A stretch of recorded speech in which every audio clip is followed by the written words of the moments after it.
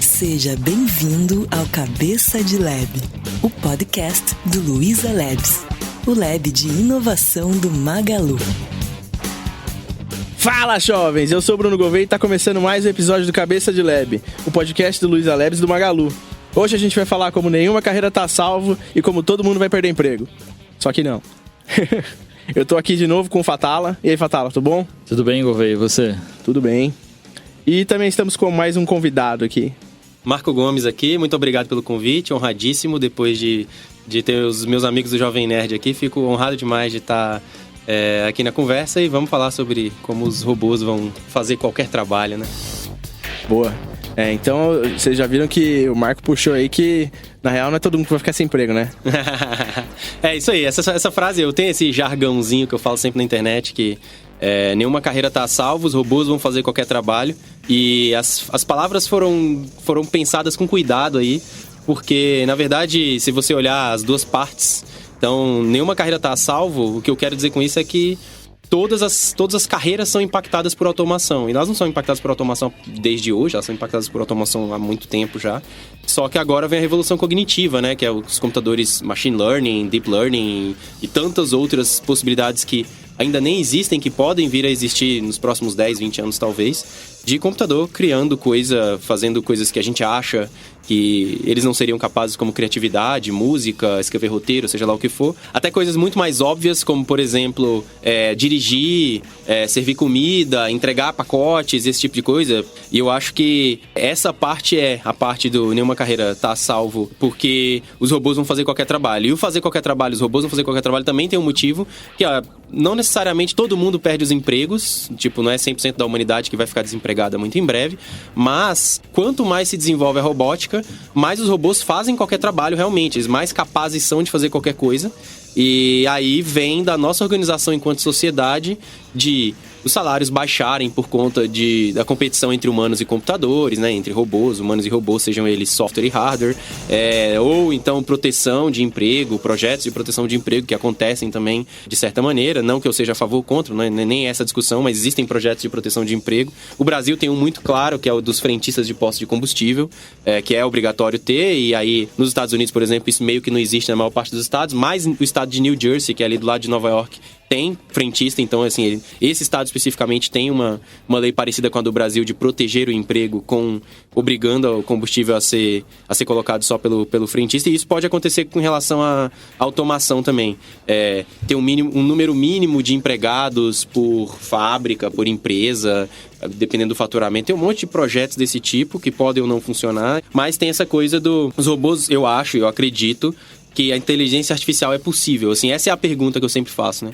Você acha que inteligência artificial é possível? Inteligência artificial significando um computador que consegue emular um cérebro humano, que consegue tomar decisões, consegue fazer...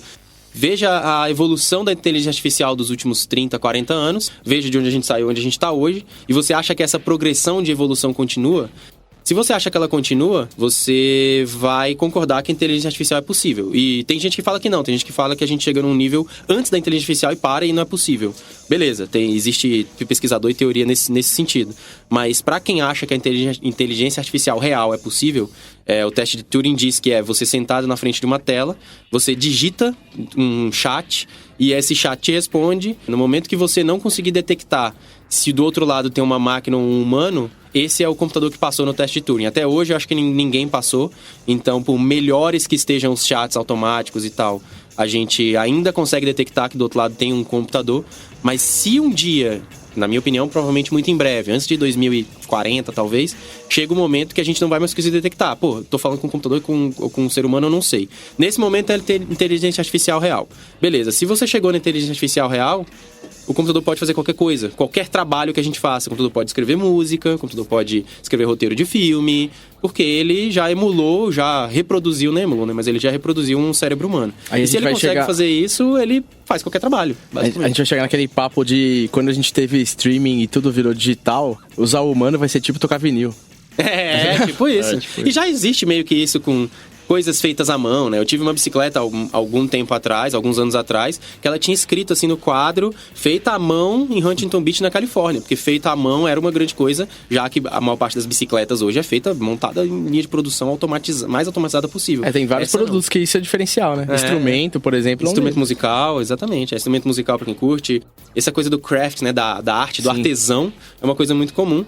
Mas... E aí vem essa coisa, tipo, as pessoas vão pagar mais pra ter coisas feitas por humanos, mas a maioria vai ser feita por robô ou automatizada. Mesma coisa por música, lá, o Harari. Esses são 3 livros que eu até queria recomendar. A trilogia do Harari, do Yuval Harari, que é Sapiens, Homo Deus e 21 lições. Eu recomendo ler nessa sequência. Na minha opinião, o Sapiens é o melhor, o Homo Deus é o segundo melhor e o 21 lições para o século XXI é o terceiro, né, na ordem da minha avaliação de qualidade. E no Homo Deus, ou é no 21 lições? Acho que é no Homo Deus, ele fala sobre como, num futuro hipotético em breve, você vai ter robôs e software te analisando o tempo inteiro, analisando seus hormônios, sua atividade cerebral e etc. Micro-robôs microscópicos na sua corrente sanguínea, etc. E esses robôs vão ser tipo, entre aspas, termômetros. Eles vão ficar medindo você o tempo inteiro. E medindo, eles podem se comunicar para gerar em você a melhor sensação possível, inclusive em música. Então, você põe o fone de ouvido, dá o play, e aí começa a tocar uma música que é feita exclusivamente para você naquele momento, com o que você precisa, etc., com as notas, etc., de tudo que você precisa, e ele vai medindo, e aí ele faz um certo tipo de escala musical, ou de seja lá qual for, ou até um filme, né, põe um certo tipo de diálogo na tela, uma cena, e ele mede como você tá reagindo, e vai te conduzindo pro lugar que você quer. Seja sentir uma tristeza, porque você tá meio melancólico, seja sentir uma alegria, porque você tá animadão, seja lá qual for o seu objetivo. O Harari, ele propõe esse cenário, e é um cenário bastante possível, assim, você pensar que a gente tem coisas que pareciam bastante... Tipo assim, se eu falasse pro meu avô, ou se eu falasse pra mim mesmo, em 99... que cada pessoa urbana do mundo, ou cada pessoa urbana do Brasil, por exemplo, iria dirigir, e 100% do tempo que você está dirigindo, você tem um assistente com você o tempo inteiro, falando para você virar nessa ou naquela rua, porque ela sabe, melhor que você e melhor que qualquer pessoa, se tem ou não tem, qual que é o melhor caminho, qual que não é melhor, se a via tá aberta ou não tá, segundo a prefeitura, segundo, tipo, se tem muita gente naquela via ou se não tem. Então, a gente já dirige com um assistente virtual inteligente, mandando na gente, e mandando na gente mais do que outras pessoas. Quantos casais já não brigaram porque um quer seguir o app de mapa e o outro não quer? Isso, todo... Ou querem apps diferentes, né? Ou querem apps diferentes. O Fatal tá rindo aqui do meu lado e deve acontecer direto. Então, assim, isso é uma coisa impensável, você falar isso em 99, cara. 99 tá aqui, eu tava aprendendo a programar, tipo, não era tão alienígena assim. E é impensável. Então, se você falar que muito em breve a gente vai ter sensores dentro da gente analisando a nossa resposta, por exemplo, a uma música e criando música, ou pelo menos alterando levemente, vamos começar gradual. Então, no início ele começa alterando a música levemente, depois ele começa a alterar realmente, cada vez mais drasticamente, uma música, um filme, etc. Putz, mas de certa forma, no mercado musical isso já acontece, por exemplo, com a parte de viabilizar que eu tenho uma bateria fodida em casa e ela tá sintetizada em vários momentos diferentes, com várias coisas espertas no software que entendem quando ela tem que variar uma gravação daqui e dali pra parecer mais humano e tal. Então, excelente. De certa forma... Já tá rolando. Exatamente. Então, e fora toda a análise, essa é uma análise um pouco mais de dados, que a música pop faz desde final dos anos 80, talvez, ou início dos anos 80, que é, cara, qual é a estrutura musical que faz com que uma coisa seja um hit? E cada ano eles aprimoram, cada dia eles aprimoram ainda cada vez mais esse algoritmo e se adaptam às novas vontades da sociedade, é claro. Mas, assim, essa coisa de música ter 2 minutos com 3 partes e 2 refrões e tudo isso é inventada, isso é arbitrário, assim. A gente inventa isso porque percebeu que vem demais. Agora, até eu tenho alguns amigos músicos e tal, profissionais da área, e eles estavam falando como o streaming mudou a música, no sentido de que agora o streaming paga por play e não mais pelo disco, etc. Então, praticamente as novas bandas, as bandas que querem estar no hit e tal, elas não fazem mais músicas de 5 minutos, de 4 minutos. As músicas todas têm menos de 2 minutos. E nem disco, né? E nem disco. Faz single. E cada vez mais com parceria, porque aí você entra em 2 playlists e etc. Então, tem muito feat de 3, de 4. A galera do trap, do rap, né? Do subgênero do rap, o trap, faz muito com 8 pessoas numa música. Então, é muito doido isso, assim. Tipo, porque aí você entra em várias playlists, em vários temas. os caras estão fazendo cada vez mais bandas de estilos diferentes, grupos. É o collab chegando na música, né? Exatamente. Cada estilos diferentes. Então você pega rock, rap, sertanejo e funk, põe juntos, porque aí a música entra nas duas playlists. E a música tem menos de 2 minutos. Tem até uma coisa muito ousada, é lógico que é um outro... a proposta dele é uma proposta bem diferente, já que ele não tá mais tão atrás assim desse tipo de número. Mas o Nando Reis acabou de lançar uma música que vai na contramão disso. É uma música de 7 minutos, é quase um disco. 8 minutos, sei lá. Uma música gigante, assim, nível Legião Urbana ou Racionais dos anos 90. É uma música de 8 minutos que fala de um monte de coisa pra ele, problemas sociais do Brasil. E é contramão, porque tá todo mundo fazendo música de 1 minuto e 50, 1 minuto e 58, 1 minuto e 40, e ele veio com essa música de 8 minutos. Mas esses meus amigos falam, assim, como que o streaming mudou o jeito que a galera faz música. Muito single, muita parceria e músicas curtíssimas pra poder ganhar no play. Sim. Tem muito software de assistência pra falar, como que eu vou fazer a progressão harmônica de uma música aqui? Tem um negócio que você consegue falar, putz, eu quero fazer uma música nesse tom aqui e eu quero que você me gere 5 variações com um clima dramático. Daí ele te gera certinho, assim, ó. Você vai fazer isso aqui, isso aqui, isso aqui, isso aqui. Falando até em dados e tal, famoso o case do Nine Inch Nails, que o líder, né, o vocalista do Nine Inch Nails, não criou o Nine Inch Nails. Ele fez, 10 bandas diferentes, com nomes diferentes, identidades visuais diferentes e músicas totalmente diferentes umas das outras. E ficava testando isso, e aí os dados iam voltando, ficava botando realmente na época, sei lá, MySpace ou Napster, não lembro o que ele... Faz muitos anos, é claro. E aí ele ia testando... E um dos projetos começou a andar melhor. E ele foi lá e fez. E virou o Nine Inch Nails, que é uma potência hoje. Mas não era um negócio... os primeiros singles e discos do Nine Inch Nails, ele fazia tudo. Porque ele é multi-instrumentista, ele fazia tudo. Muito louco isso. Clint Reznor, ele é foda, cara. É muito foda. É verdade. Tem até no YouTube uma música que foi feita por uma AI... que tem, mais de 40 minutos. Eu tava até com um amigo do Lab, a gente tava falando, saiu isso daqui, você já, escutou, né?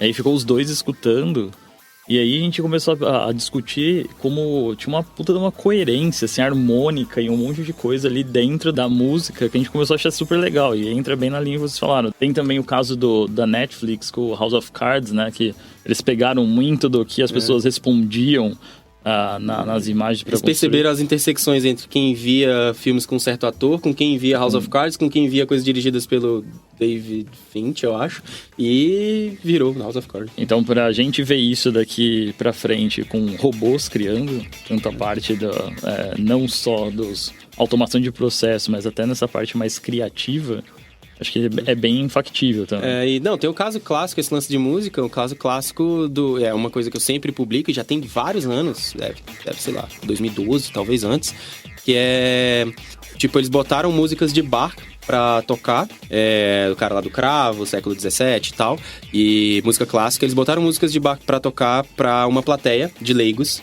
e tocavam músicas de Bach e músicas de uma AI que foi treinada com músicas do Bach e que criou músicas do Bach. Lá, não dele, porque ele não fez as músicas, mas eram inspiradas e o mesmo estilo e tal, e a ideia era realmente confundir. E as pessoas se confundiam. Beleza, uma plateia de leigos, aí um especialista vem, uma pessoa muito cética vem e fala, mas um monte de leigos, eles não teriam como saber. E aí fizeram o mesmo teste, mais de uma vez, controlado e tal, com especialistas em Bach.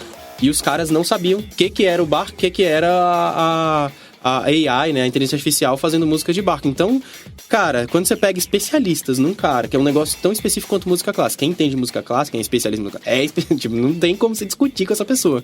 E essa pessoa não consegue detectar o que foi feito pelo autor e o que foi feito por uma AI emulando o autor, você chegou num nível e aí você fala, mas beleza, ela está emulando o autor. Legal, mas o Bach também não inventou a música, ele bebeu de alguma coisa que veio logo antes dele e os caras que vieram depois beberam das coisas que vieram antes também. Isso existe, a mesma coisa muito parecida com pintura, tem um monte de pintura aí sendo feita que as pessoas não sabem se foi feita por um humano, se não foi.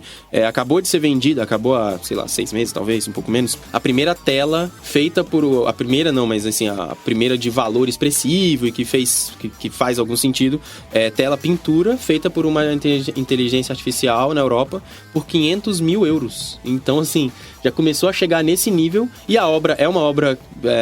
não é uma obra, assim...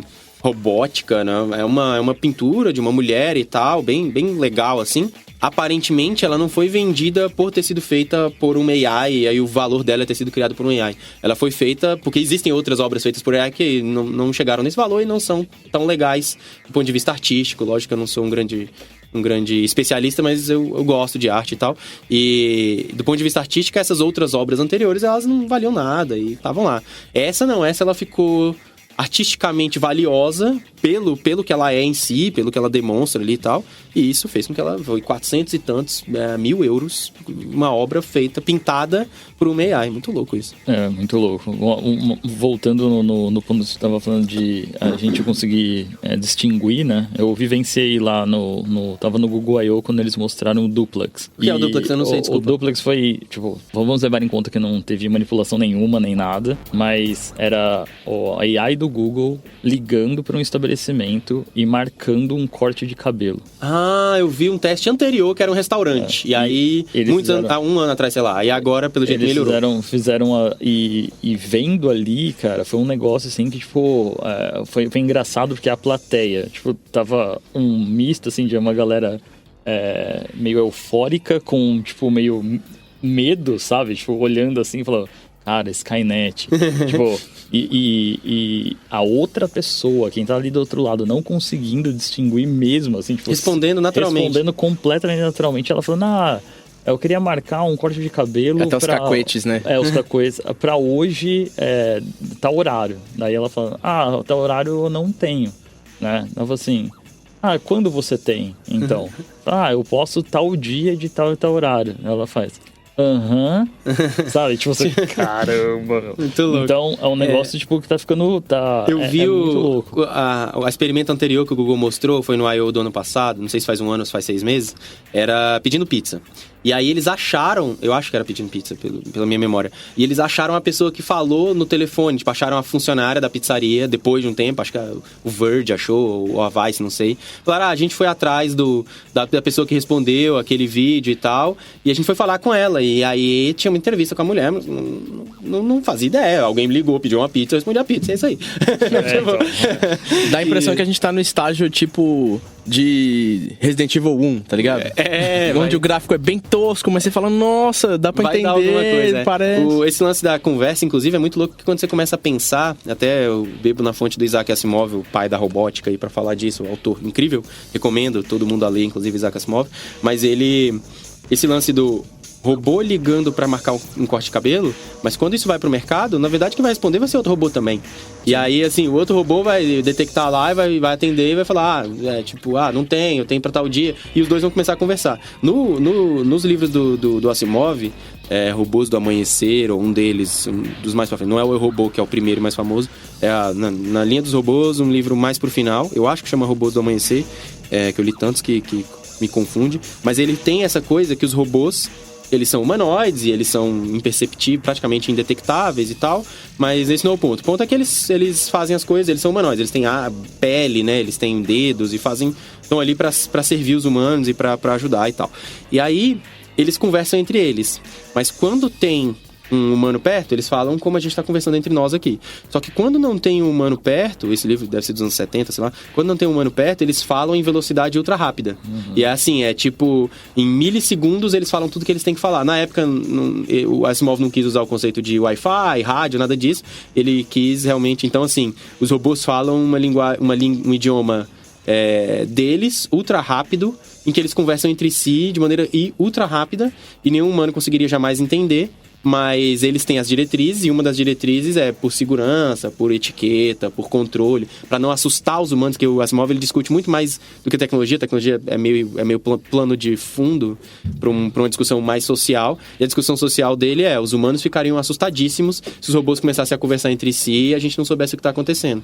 Então, para isso não acontecer, eles têm diretrizes em que, quando eles estão falando com o humano perto, eles falam devagar e tal. E aí eu fico imaginando como vai ser uma ligação, de certa forma, um e-mail, até já é uma ligação telefônica entre robôs, mas como vai ser quando chegarmos nesse nível de uma conversa acontecer, eu vou ligar pra pizzaria, aí a pizzaria vai detectar que sou eu e vai falar comigo, o robô da pizzaria vai falar comigo na velocidade normal.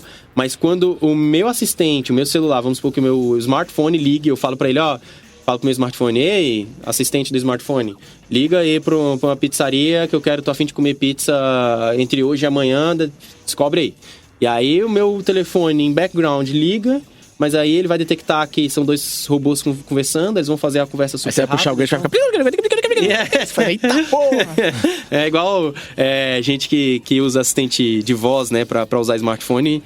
Tipo, pessoas com deficiência visual cegas, elas ouvem 20, velocidade 20, velocidade 25. É verdade, muito louco. cara, é muito louco. E é tipo... Vai ser tipo o Avengers, né? Do Ultimato lá, quando a galera volta no tempo. Tipo, pros caras vai demorar pra caramba, pra gente é 10 segundos. Tudo aconteceu. Eu tava pensando aqui agora, eu falei o lance de, não sei o que, não é wireless, mas eu cometi um erro, na verdade. Porque a comunicação por voz entre os robôs é wireless. Eu não tinha notado. De fato. Mas tem uma parada que você falou que era sobre o Homo Deus. E o Homo Deus eu lembro que ele cita um pedaço que é interessante também. Na verdade tem bastante citação sobre isso que a gente tá falando, né? Mas lá no começo, se eu não me engano, ele fala sobre a gente tá evoluindo pra pontos de começar a ter pedaços de robô da gente e tudo mais. E a saúde ser um lugar que a gente vai ter mais cara com dados e computação do que médico, porque o resto vai ser meio, putz, cara, você não vai precisar ter um cara que sabe operar. Hoje a gente já tem um monte de cirurgia assistida, né? Por a distância e tal. E tem cada vez mais, os diagnósticos estão ficando muito mais precisos com machine learning. Agora os caras estão aplicando cada vez mais diagnóstico preditivo antes de qualquer humano conseguir detectar, porque agora acabou de ter um resultado aí de câncer de mama, que a máquina analisou vários milhares de raios X de mamas com um resultado posterior. Então, assim, ela entendeu como é um raio-x 5 anos antes, 10 anos antes de ter um câncer de mama lá na frente. É porque ela tem esse dado, né? Ela pegou os raios-x históricos de vários pacientes, de várias pacientes, principalmente mulheres, e depois os resultados, se essa pessoa teve ou não câncer de mama e como foi. E aí, com isso, ela começou a entender como que visualmente, quais são os traços que você pode detectar num exame 5 anos antes do câncer de mama realmente aparecer. 5 anos antes dele ser detectável pelos métodos atuais, pelos métodos médicos atuais e tal. E aí é muito louco, porque eles começaram a detectar e depois fazem teste cego, né? Tiram o resultado, rodam no mesmo algoritmo e tal, e percebem que o software acerta, assim, mais de 80% das vezes como que tipo assim, aí o que você consegue fazer a partir disso? Você consegue começar a detectar câncer de mama 5 anos antes dele dar o primeiro sinal factual. Você fala, isso aqui tá igualzinho, a máquina consegue perceber, não, isso aqui é o padrão de um câncer de mama. Daqui a 2 anos vai virar. E aí você pode reagir de alguma maneira e tal. E isso começou a acontecer agora e é impossível um ser humano fazer. Porque é tanto ponto de dado diferente que um ser humano não consegue olhar para o negócio e falar, vai virar um câncer de mama daqui a 2 anos. É a quantidade de dados impossível de um ser humano manipular. Então é muito louco. E outra coisa que o Harari fala muito, eu acho que aí é mais no 21 lições, que é uma discussão mais social e super importante também, que é, pela primeira vez, segundo a análise do Harari, você vai começar a ter as pessoas que têm dinheiro conseguindo ser exponencialmente melhores do que as pessoas que não têm dinheiro. É lógico que com uma pessoa que cresce com fome, desnutrida e tal, ela tem um desempenho cerebral menor e tal, porque ela cresceu esfomeada, até físico também, você não se alimentou direito, você tem um monte de problema. O ponto dele é, mesmo assim, é próximo o suficiente. Tipo, é possível você crescer pobre e ainda assim ter uma performance física e mental comparável à da pessoa mais rica do mundo. Superior ou inferior, mas tá próximo o suficiente. Tipo, a diferença econômica, ela não é tão drástica quanto ela vai, segundo Harari, quanto ela vai ser quando você tiver o super desenvolvimento dessas tecnologias. O que ele quer dizer com isso? E no livro ele discute muito. As pessoas que tiverem dinheiro vão conseguir começar a trocar, por exemplo, a trocar órgãos para poder viver 200 anos, 150 anos. Porque aí você troca seu coração, você troca seu estômago, você melhora a sua coluna vertebral, você faz os olhos e etc. E isso tudo vai custar muito dinheiro no começo. Mais do que isso, as drogas, não só as substituições mais óbvias, cyberpunk, que é trocar olho, trocar coração e tal, mas as drogas que você toma, que fazem o seu corpo ficar jovem durante muito tempo, contra envelhecimento e tal, terapia de sangue, terapia de celular, terapia de DNA e etc., que vão fazer com que no início principalmente, quanto mais dinheiro você tiver, mais isolado você vai estar nesses super-humanos. E aí, mais isolado nos super-humanos, quem não tem dinheiro vai ser relegado, e aí ele chega no nível de fazer, assim, duas classes diferentes de humanos. Que é o... Acho que, inclusive, acho que essa é a discussão do Homo Deus, que é... no Homo Deus ele fala isso. Né? Que tipo, você vai ter o super-humano, que é o cara que tem dinheiro e tem acesso à tecnologia, e o resto não vai servir pra nada. Até por isso que ele faz a piada do Homo Deus, né? Exatamente. Piada, né? Desculpa aí. Mas... ele faz a metáfora do Homo Deus. Isso. Essa pessoa não vai servir economicamente, porque os robôs vão conseguir fazer qualquer trabalho melhor que ela. Ela não tem as melhorias biológicas de força, de inteligência, principalmente. A inteligência é uma das mais drásticas, porque imagina... Tipo, cara, eu fico pensando... Você pega crianças que sejam de comunidades pobres e tal, e elas têm alguma chance de, usando várias skills e várias habilidades delas, conseguir vencer na vida e se comparável a uma criança que cresceu com muitos privilégios. Isso vai deixar de existir, porque essa criança que cresceu com muitos privilégios vai ter tanto mais recurso... E essa distância vai ficar cada vez maior. E ele traz essa discussão para dizer, e aí, o que a gente vai fazer, né? O que a gente vai fazer? Eu não sei a resposta, mas enfim. Ele também não sabe, ele não propõe uma resposta. Uma equação meio difícil, né? Porque na saúde vai ajudar pra caramba, a gente vai viver muito tempo e não vai ter emprego pra ninguém. Cara.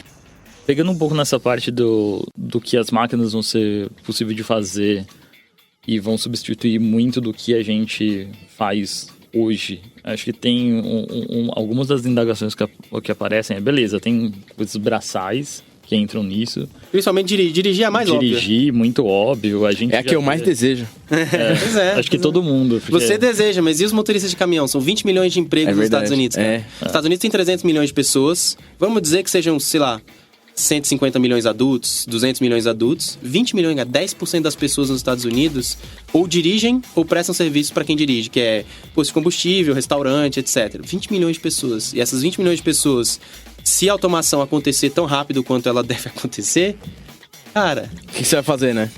É 20 milhões de pessoas desempregadas, cara. É muito... Eu acho que tem eu vi semana passada uma startup, que eu acho que é da UPS...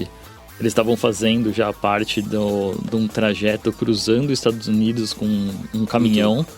E, Califórnia. E, tipo, ninguém sabia. É um bom pedaço de chão. E os caras já estavam fazendo isso porque nessa parte desses trajetos mais longos, pode ter esses caminhões autônomos fazendo, na hora que chega num determinado centro, que tem uma densidade maior para entrega, a galera pega e sai fazer o last mile. E é muito início já. A estratégia mais razoável para isso é a estratégia que os Estados Unidos já usa para drone há 20 anos, que é o robô dirige o tempo inteiro, quase 99% do tempo, e quando você tem aquele 2% que não dá, uma pessoa no escritório, numa cabine, a distância controla, porque drone é assim. O drone voa sozinho, sei lá, de Israel para o Irã, sei lá, ou para agora Afeganistão. Voava sozinho, vamos pegar um caso um pouco mais realista. Voa sozinho do Paquistão para Afeganistão, chega no Afeganistão 8 horas voando sozinho, 9 horas voando sozinho, e aí chegou lá na hora de tomar as decisões que tem que ser tomadas, na hora de fazer os ataques que tem que ser feitos lá nas bases dos terroristas, etc. Tem um humano no escritório que tá ali e ele toma a decisão, entendeu? Então, assim... mas aí esse cara tem emprego. Mas ele tem emprego se você pegou 100% do tempo do drone, que antes ia ter um homem dentro de um jato usando ali aquele F-14, F-16. Você pegou 98% desse tempo e automatizou 2%. Então, basicamente, você reduziu 98% dos empregos. É isso, é a carga horária. Você reduziu 98% da carga horária e 2% da carga horária, nesse exemplo hipotético, 2% da carga horária é o que... Então, você precisa de 2% das pessoas, dos pilotos de caça, basicamente. Você conseguiu fazer um cara pilotar 8 aviões em um dia. Mas a ideia dos caras pra caminhão, por exemplo, é entre 10 e 100. Tipo, nos primeiros anos, né? Nem tô falando daqui a 100 anos. Daqui a 10, 20 anos, cada motorista pilotar alguma coisa entre 10 e 100 caminhões. E aí, obviamente, com isso, você tem um monte de caminhoneiro desempregado que pode ser treinado pra dirigir esse videogame de luxo aí, mas você vai ter um monte de caminhoneiro para pouca vaga. E aí isso faz com que o salário baixe. É lei de oferta e de procura básica. E outra, as pessoas falam muito, mas esse cara, o importante é ele se adaptar. Você tá falando que um cara de 55 anos vai virar programador Python? Não vai, né? Tipo, um cara vai, mas 8 milhões, 7 milhões de motoristas vão virar programadores Python? Não vão. Então, assim, é complicadíssimo. E essa migração, ela é uma migração que acontece muito rápido. É diferente de quando você tem migrações do passado, da história da humanidade, você tem várias gerações para se adaptar, várias gerações saindo do campo e vindo para a cidade. Em vez dessa pessoa ser um fazendeiro, ela vira um trabalhador de serviços, vira um motorista, vira alguma coisa numa cidade. Vai ser bem mais rápido que o nosso tempo de assimilar, né, a mudança. Mano, não é que a gente fala, entendi, já era, mudou. 10 anos, eu acho que daqui a 10 anos, acho que eu apostaria dinheiro, daqui a 10 anos os carros vão conseguir dirigir sozinhos. Se eles vão ser a maioria, não sei, porque político pode criar impedimentos, sei lá. Mas que vai ser tecnicamente possível um carro dirigir sozinho 100% do tempo daqui a 10 anos, eu apostaria um dinheiro. Mas eu acho que a gente vai ter vários mecanismos legais para bloquear essa automatização completa e... não tenho opinião sobre isso. Você acha? Porque assim, você acha... Ok, faz sim algum sentido, mas... as empresas vão ganhar muito dinheiro com isso. Você acha que os empresários vão deixar os políticos definirem que eles precisam gastar mais dinheiro? Não, eu acho que nesse ponto você tem razão, mas o caso do caça aí que a gente falou só não é 100% porque tem algum senador lá na ponta que falou que não vai ser 100%, que a decisão final tem que ser humana, sabe? Porque você para pra pensar, dá pra automatizar 100%. Dá. Não, mas assim, tem até, mas é menos do que... mas é aí que tem o perigo, né? As máquinas vão entender essa putaria toda. A gente espera que sim, cara. Vão se rebelar e aí começa a dar merda total. Tem que ter uma diretiva de máquinas com armas, não. Então, que daí essa diretiva já foi, os drones têm armas. Então beleza, não pode tomar a decisão sozinha. Não, mas elas já tomam também, viu? Pode ficar tranquilo. Então é isso aí, galera. É isso aí, tipo... É verdade, drone que ataca sozinho já tem, inclusive fizeram há poucos anos atrás a criadora do F-16, que acho que chama Lockheed Martin ou coisa assim. Ela, enfim, a empresa de aviação que cria os caças, os F-16, F-14, etc. E eles criaram, eu acho que é um F-16, que é um F-16 totalmente autônomo. Então é um caça, você olha pra ele, é um caça, tem lá a cabine do piloto, só que não tem ninguém lá. Essa unidade, fizeram 2 ou 3 unidades que são totalmente autônomas. E ele voa sozinho. E como ele é totalmente autônomo, não tem ninguém dentro, não tem o que fazer. Ele decola sozinho, ele vai, ele toma a decisão de atacar ou não. E outra, se ele for atacado, ele também toma a decisão de contra-atacar ou fugir.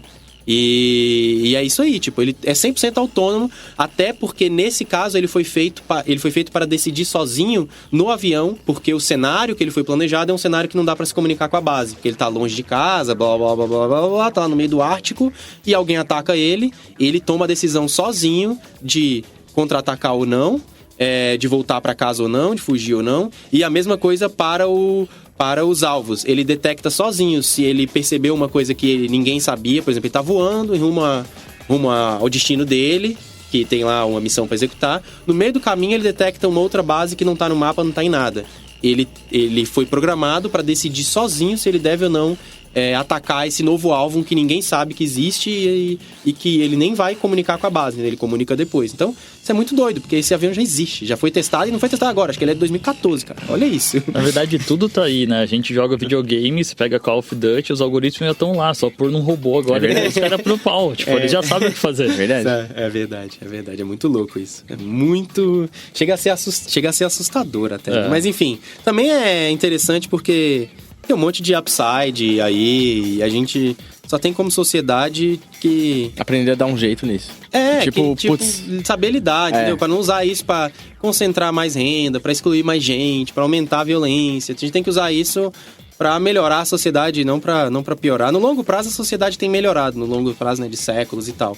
Mas no curto prazo, ela pode dar uns passos pra trás, e isso é digamos, é até perigoso, assim. Tem que tomar muito cuidado para não tomar as decisões erradas e criar problemas maiores do que a situação atual. Eu vejo bem como são ciclos, né? Tudo que a gente entra em contato, que a gente começa a experimentar muito como humanidade, tipo, tem faz umas merdas. Primeiro faz as merdas, aí tu fala, opa, não tá parecendo legal. Criança trabalhando com carvão 18 horas por dia? Acho que não, né? Século XIX, século XVIII, parece não fazer sentido, né? Melhor pôr na escola. E aí entra nessa, acho que a gente vai passar a mesma... É o que tá rolando com tecnologia. Era no caramba também. Com smartphone, com rede social. Tudo, tipo, vai primeiro pro exagero, né? De tudo. E depois começa a repensar de tipo, isso aqui não deu certo, isso daqui não foi bem. Acho que a mesma coisa vai acontecer muito com inteligência artificial, com a utilização dos robôs também. Hora, galera... Só que pode ser que nessa, se demorar demais... Então... Você perde, né? Eu acho que você vai perder o gap controle. de aprendizado, eu acho que pode ser nosso calcanhar, assim, sabe? A gente demorou demais. E agora temos um deus robô. Um contra-argumento muito comum é o que as pessoas falam, mas o ser humano sempre se adaptou e tal. E o que o Harari traz, até tô falando, talvez seja demais no Harari, mas é porque ele traz realmente argumentos muito bons nessa trilogia dele. O argumento que ele traz, que é muito interessante, é o seguinte: todas as outras migrações que a gente fez, a gente tinha alguma coisa que o robô não conseguia fazer, que é a automação. Então, a gente começou a fazer coisa, tipo, a gente lá na pré-história, a gente arava a terra, e aí a gente trouxe os animais para fazer o trabalho por nós. Então a gente parou de cavar buraco no chão, botou um cavalo, um boi para cavar o buraco no chão, com uma máquina específica que cava o buraco no chão. Ok. E aí a gente foi fazendo coisas assim. Primeira automação, segundo Harari, foi essa automação das ferramentas mais básicas e dos animais, que fez com que o humano saísse desse trabalho de plantar e coletar e começasse a fazer outros trabalhos, que eram os trabalhos mais manuais, de construir máquina, etc. Beleza. E aí, por quê? Porque o animal não consegue construir um machado. O animal não consegue fazer uma comida e etc. Preparar uma refeição e tal. Beleza. E aí, depois de muitos séculos, veio a automação da indústria, que é... A gente fez os humanos pararem de construir as coisas, parar de apertar parafuso, parar de cortar metal, né? Parar de tecer, principalmente. A principal e primeira delas foi a tecelagem. A gente fez os humanos pararem de fazer isso para as máquinas fazerem.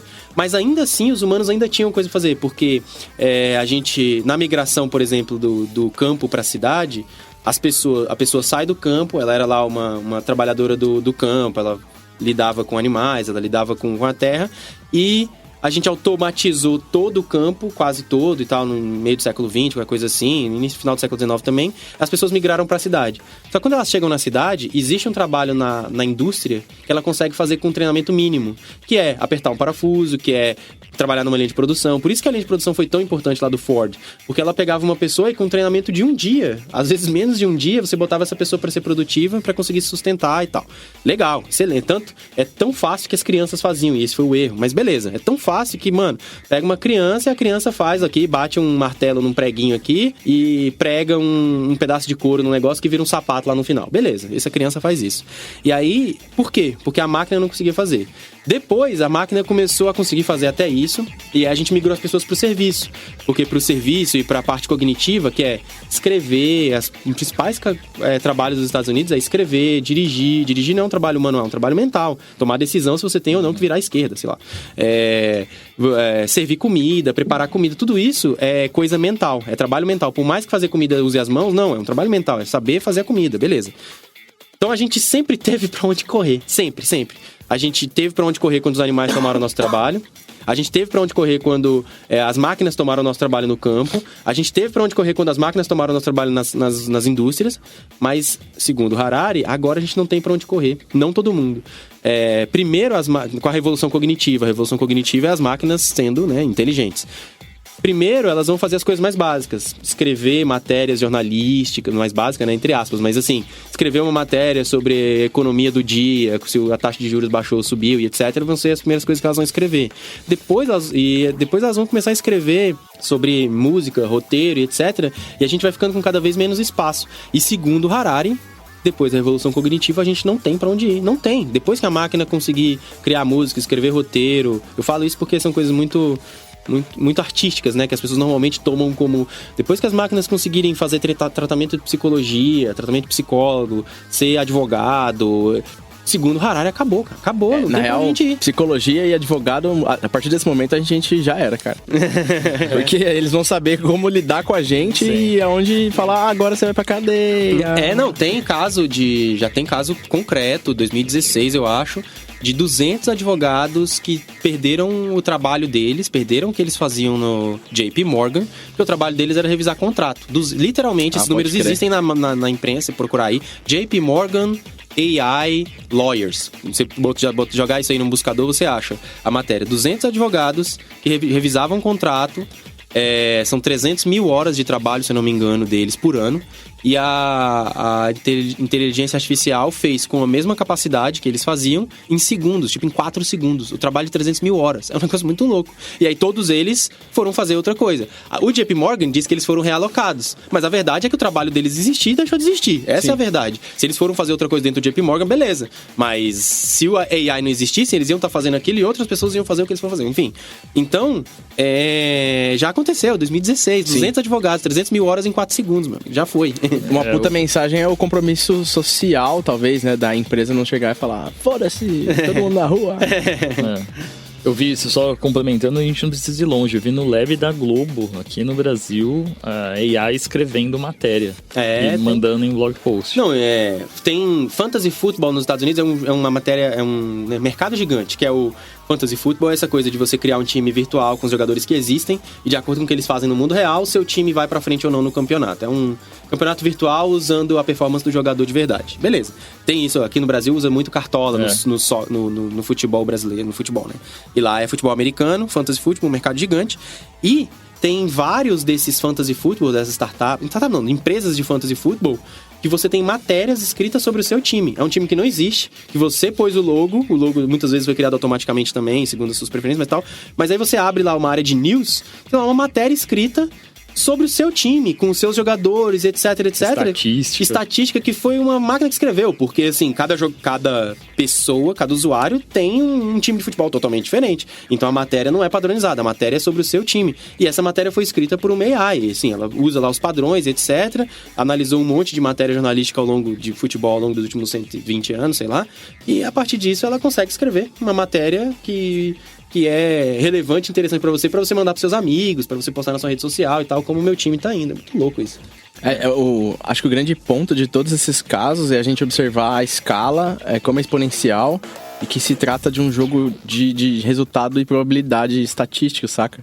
Tipo assim, você produz pra cacete, porque você sabe que um percentual daquilo vai dar um retorno e tudo vai máquina em volta disso. E pra máquina é mais louco ainda, porque a partir do momento que você tem uma revolução cognitiva, ela consegue fazer, principalmente com computação quântica, num futuro breve aí e tal, já existe, mas enfim, quando ficar muito super desenvolvido, que é que ela consegue fazer, entre aspas, todas as variações possíveis de alguma coisa, testar todas no mesmo milissegundo, no mesmo ciclo, e descobrir qual que funcionou.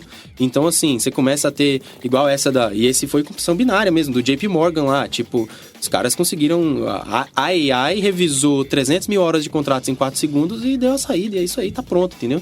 Então é muito louco isso, quando você começa a ver que a máquina vai poder começar a testar todas as probabilidades, igual o piloto automático de avião, igual o piloto lá do caça que eu falei, quando ele decide ou não se ele vai atacar um alvo, não é que ele tomou uma decisão meio assim, não.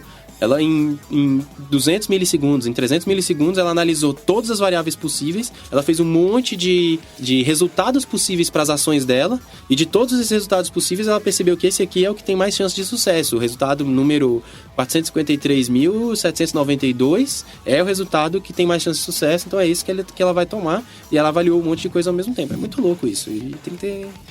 Sei lá o que vai acontecer com a gente. A gente vai ver, espero. Vai.